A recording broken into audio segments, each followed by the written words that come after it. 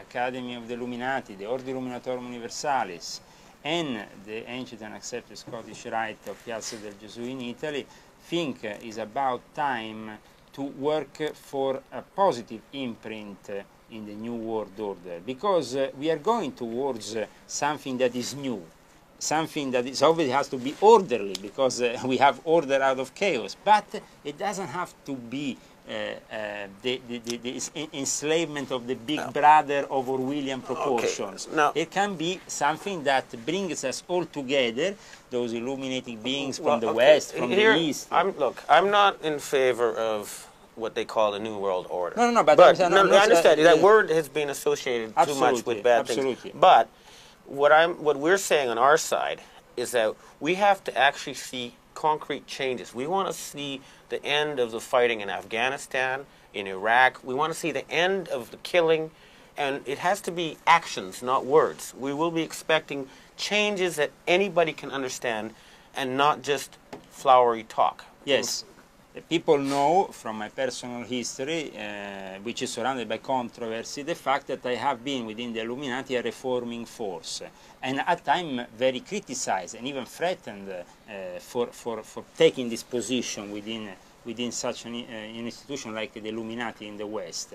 But because I work now closely with those factions within the Catholic Church, within the Knights of Malta, and within other institutions that want to really make a positive change, let's try to finalize this dialogue in a positive way between me and you, Benjamin, today, so that the people start to understand that there is a dialogue at the upper level, and that actually being only confrontational, meaning if I sit like certain people in the so-called truth movement outside the Bilderberg meeting with a big megaphone shouting, "Ah, cowards!"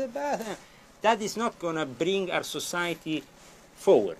Yeah. We actually have to change the society from within these institutions that obviously, if they have something that is corrupt, that is criminal, has to be eliminated. It is clear for sure that now, the fact is we have to deal with the people who have been running the planet so far, and we have to ensure there's an orderly transition, and criticizing alone is not good enough. You have to come up with a better alternative. And for now, what we have suggested on our side is a 3-year intensive campaign, bigger than World War II, designed to completely eliminate all poverty, all environmental destruction, and all war, and hopefully all disease, within 3 years, before we even start thinking about a new way of, well, we can think about it and discuss it over the time, but in the meantime, we have an emergency situation. We must fix up this planet. Then we can all come together, and not just the elite, and figure out how do we want this planet to be. That's as far as I have to say today.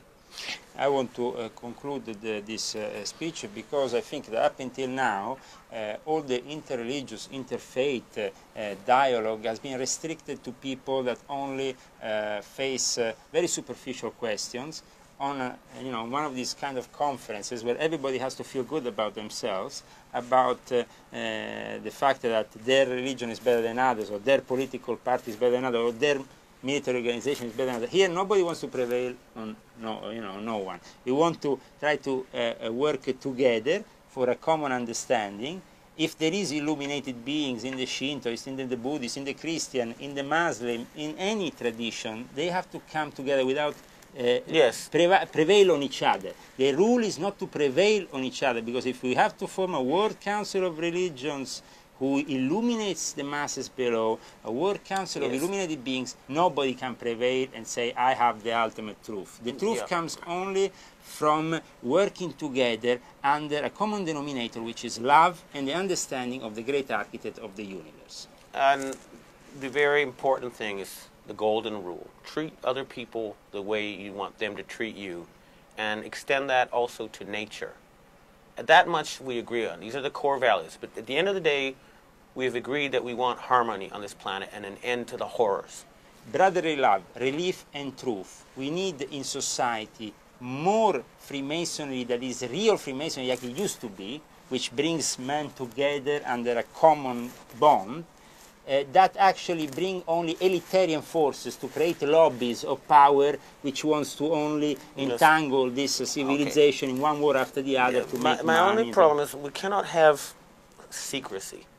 Absolutely. The secrecy, in fact, if you notice, in the last few years, regular Freemasonry, on the contrary of irregular or even Masonic lobbies that are paramasonic, like the Skull and Bones, which are not even Masonic, they are Illuminati, as you call them. The difference is this, that we are opening up to scrutiny, opening up our documentation, opening up our meetings, so that people can see us. Even the Illuminati in Italy, since 2002, since the 11th of July 2002, is not anymore a secret organization. It's an official organization registered by law with an office which can be found in Piazza di Spagna 35. Okay. But anyway, so we are going towards the people in a way that the people can finally learn about who we are without the misconceptions, because the misconceptions and the dark side takes advantage of the misconceptions, and they will continue doing those negative rituals, those negative manipulation games within certain circles like the Bohemian Grove if we let them do it. No, they will be stopped. They will be stopped. And we in the alliance I represent expect to see action, not words. And we believe there will be very serious change that anybody on the planet will be able to see. Thank you. Thank you very much.